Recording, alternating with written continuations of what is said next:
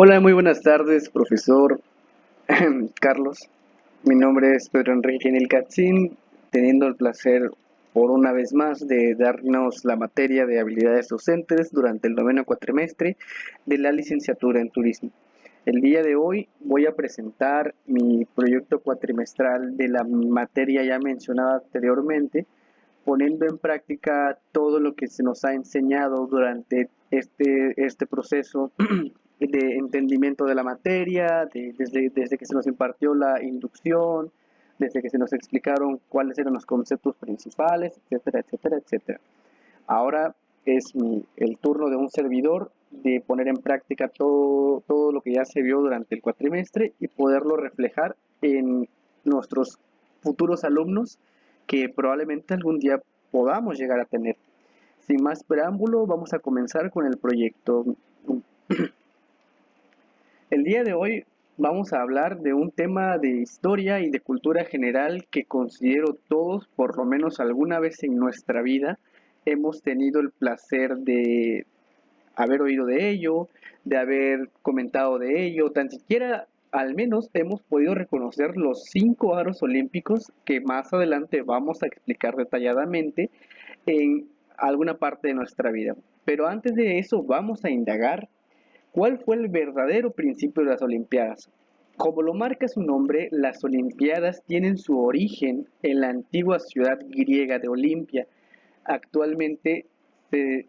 encuentra en la misma ubicación, pero con cierto nombre distinto. Las Olimpiadas fueron celebradas por primera vez, en efecto, hace casi 30 siglos, en el año 884 a.C.,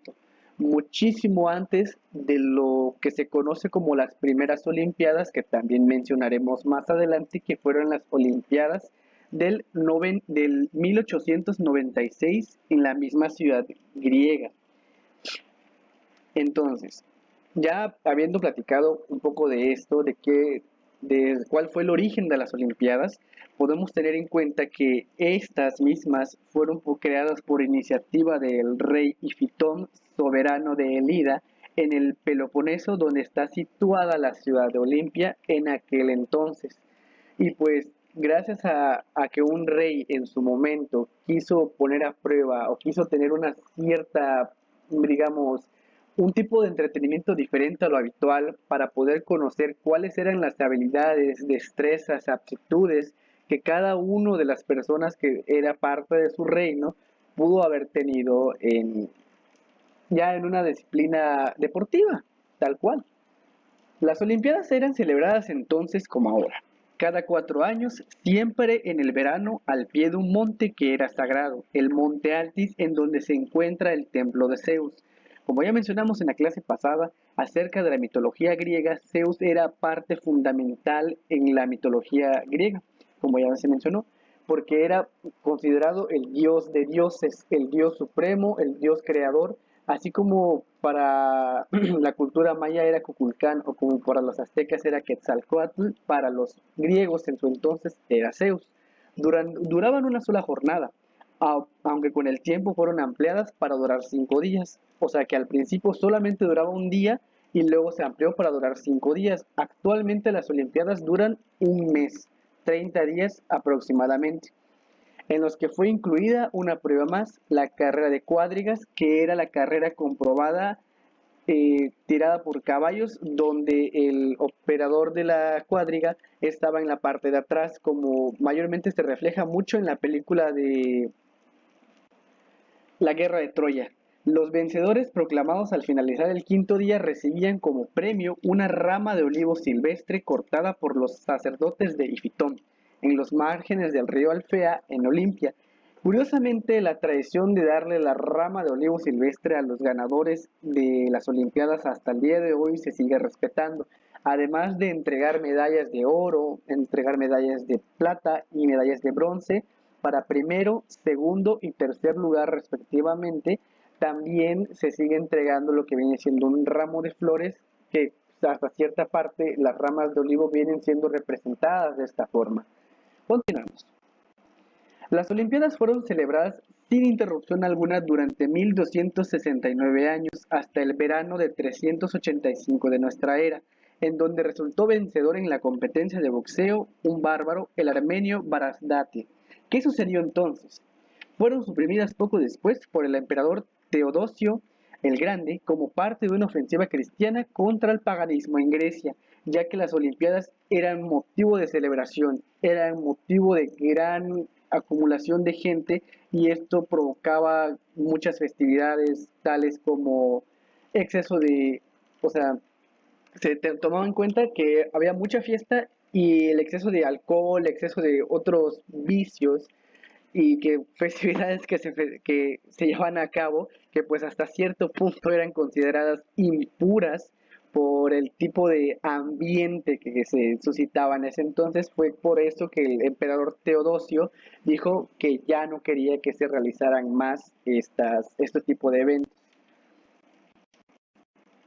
15 siglos después de esta supresión, Pierre de Freddy, barón de Coubertin, tuvo la idea y organizó un Congreso Internacional de Sociedades Deportivas en el anfiteatro de la Universidad de Sorbona en París. En aquel congreso, en junio de 1894, 2 años antes de las Olimpiadas, primeras Olimpiadas modernas, surge el Comité Olímpico que aprobó el proyecto de reinstaurar las Olimpiadas en el sitio donde habían nacido, Grecia. Lo que actualmente era Olimpia se había vuelto ya la moderna y ya mejorada ciudad de Grecia. Los primeros Juegos Olímpicos de la era moderna fueron inaugurados el 5 de abril de 1896 en Atenas, realizados con el entusiasmo del príncipe Constantino, heredero de la corona en Grecia, quien recaudó los fondos necesarios entre su pueblo cuando el gobierno de su país anunció que no tenía dinero para financiar estas Olimpiadas. Y pues obviamente el príncipe, al estar tan entusiasmado, pues él quiso obviamente dar a conocer a Grecia por el principal motivo, que porque ahí fue en donde fue la cuna de las mismas Olimpiadas que más de 1000 años después habían regresado a su lugar de origen. Ya como datos curiosos para poder finalizar este tema, podemos dar a conocer ciertas características o ciertos datos que son parte fundamental y pues parte curiosa de la historia que ha habido. Han habido Olimpiadas consecutivas desde 1896 y simplemente se cancelaron entre 1942 y 1950 por los acontecimientos de la Segunda y de la Primera Guerra Mundial. Otros datos que se pueden dar, la llama olímpica siempre se mantiene encendida, que es algo de las partes más significativas de las Olimpiadas. Y por último, podemos hacer mención de los 5 aros olímpicos que vienen representando a los 5 continentes existentes de aquí de este mundo, porque actualmente solamente ya se han dado con reconocer 5 continentes. El aro azul representa a Oceanía por la abundancia del océano que tiene este continente. El aro negro representa al continente africano por el color de piel que en su mayoría predomina a los habitantes de esta región del mundo. El rojo representa al continente americano porque es uno de los colores que viene representado en la mayoría de las banderas de los países y por ser un continente en su momento mayoría piel, muchas de las personas tienen una piel morena, pero no morena completamente, digamos de rasgos criollos desarrollados de cierta manera en su zona antes de la llegada de los conquistadores, etcétera, que eso es otro tema que podemos tomar en otra clase. El aro amarillo representa a la comunidad de Asia, al continente asiático, por lo mismo del color de piel de las personas, por ser uno de los países con más personas con los ojos rasgados, por, perdón, un continente que tiene a los países con la mayoría de las personas de ojos rasgados, etcétera, y otras características que forman al país asiático. Y el continente europeo se viene representado por el aro verde. En su entonces, cuando se creaba la comitiva en París,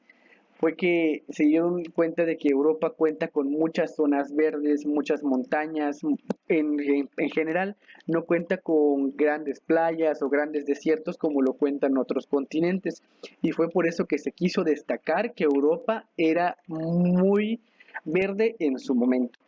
Y con esto podemos dar también, ya entrando en la parte final de la clase, ya podemos dar a conocer y recalcar un poco para que los alumnos tengan en cuenta y se vayan con el conocimiento al menos de alguno de los puntos que ya se tocaron. Y como otro dato para finalizar,